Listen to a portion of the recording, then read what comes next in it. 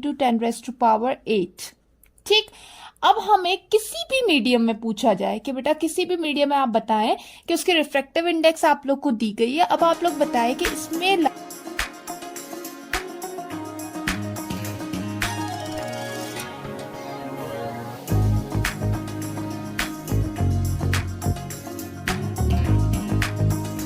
अस्सलाम वालेकुम क्लास, उम्मीद है सब खैरियत से होंगे। आज हम स्टार्ट करेंगे unit number 12 that is electromagnetic spectrum.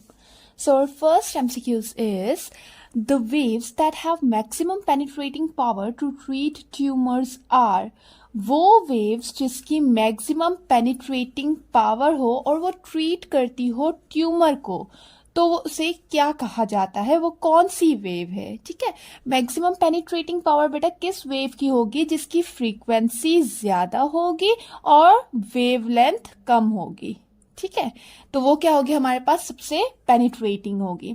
तो अब इनमें से बताएंगे कौन सी सबसे पेनिट्रेटिंग है जो कि ट्रीट करती है ट्यूमर को। A ultraviolet, B microwave, C gamma rays, D radio wave. तो वो हमारे पास कौन सी रेज है, सी गामा रेज।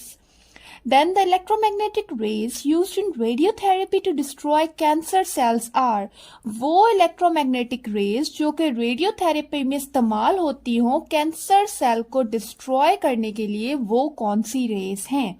ए infrared, B visible rays, C X rays, D ultraviolet rays. तो वो हमारे पास कौन सी रेज है, एक्स रेज। अक्सर रेडियोथेरेपी का क्वेश्चन आ जाता है, तो ये बात आप लोगों ने याद रखनी है, जहां पर रेडियोथेरेपी का क्वेश्चन आए और डिस्ट्रॉय करे वो कैंसर सेल को, तो वो हमारे पास कौन सी रे होगी, एक्स रे होगी।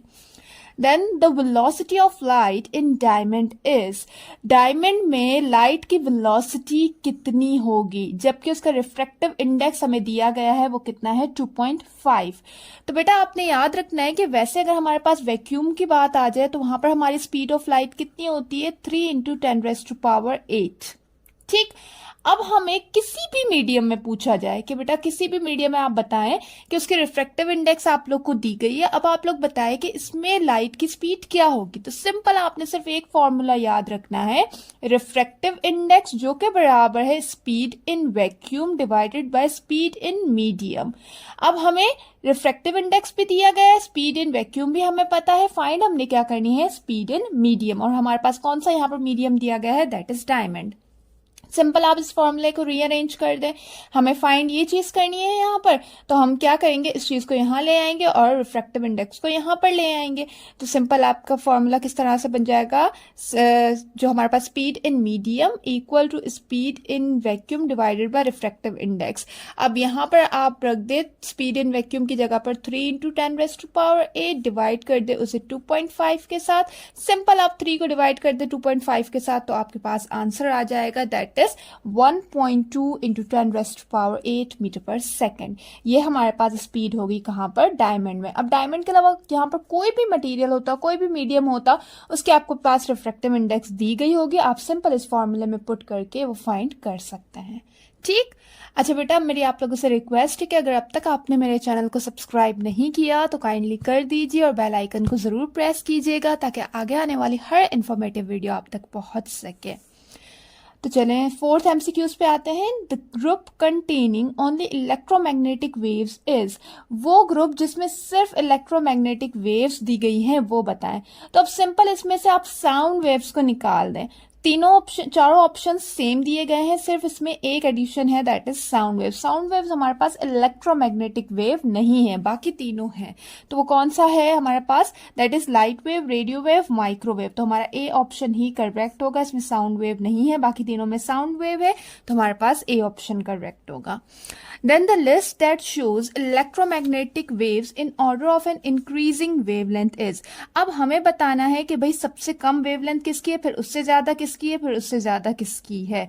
इस हिसाब से हमें जो है वो लिस्ट सिलेक्ट करनी है।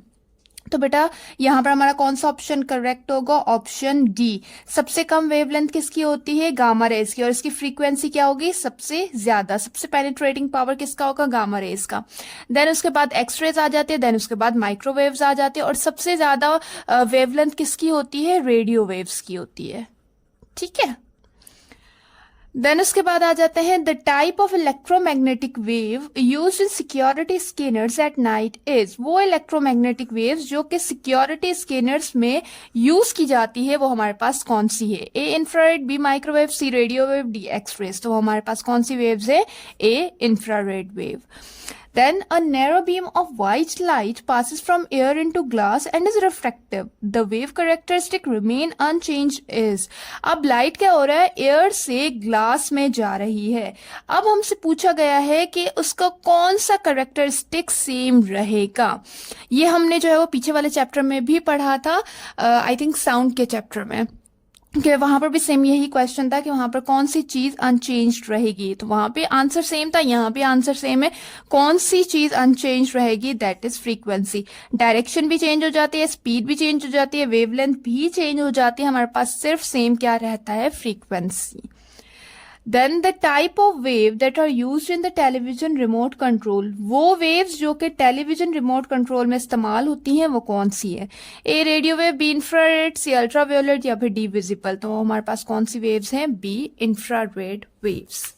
ठीक हो गया, बिल्कुल ही इजी क्वेश्चन है, इनमें कोई एक्सप्लेनेशन नहीं है, सिंपल से क्वेश्चन पूछे गए हैं। देन नाइन्थ है the colour that is least deviated by a prism. अब पूछा गया है कि वो कलर बताएं जो कि सबसे कम डेविएट होता हो प्रिज्म से। ए व्योलेट, बी ग्रीन रे, सी रेड रे, डी येलो रे। तो हमारे पास कौन सा कलर है? दैट इज रेड रे। देन द ऑप्टिकल फिनोम, अच्छा बेटा आप लोग एक बात याद रखिएगा कि ये एमसीक्यूज बहुत ज़्यादा इंपॉर्टेंट होते हैं, ठीक है? तो इन एमसीक्यूज को ज़रूर सॉल्व किया कीजिए, इनसे आपको आइडिया हो जाता है कि किस तरह से एमसीक्यूज और बन सकते हैं। और कोशिश किया करें कि सिर्फ इन एमसीक्यूज को नहीं, इनमें जो वर्ड्स आते हैं ना तो उनकी भी एक्सप्लेनेशन जो है आप लोग समझ लिया करें, ठीक? और अगर आपको किसी भी टॉपिक में कोई भी प्रॉब्लम हो रही है आप मुझे कमेंट बॉक्स में बताएं, मैं अलग से उस पर वीडियो अपलोड कर दूंगी। बिल्कुल परेशानी हो ना, अच्छे से प्रिपरेशन करनी है। देन 10 पे आ जाता है the optical phenomenon in which the splitting of white light into 7 distinct colour is called. वो ऑप्टिकल फिनोमिना, सिंपल आप यहाँ पर ये देख लें कि व्हाइट लाइट का स्प्लिट होना 7 डिफरेंट कलर्स में क्या कहलाता है? ए रिफ्रैक्शन, बी रिफ्लेक्शन, सी डिस्पर्जन, डी डायफ्रैक्शन। तो वो क्या कहलाता है? सी डिस्पर्जन। ठीक हो गया, यहाँ पर ये चैप्टर होता है हमारा ख़त्म। आई होप ये लेक्चर आप लोग के लिए बेनिफिशियल रहा होगा। अगर वीडियो पसंद आई हो तो उसे लाइक ज़रूर कीजिएगा। मिलते हैं नेक्स्ट लेक्चर में। थैंक यू, खुदा हाफिज़।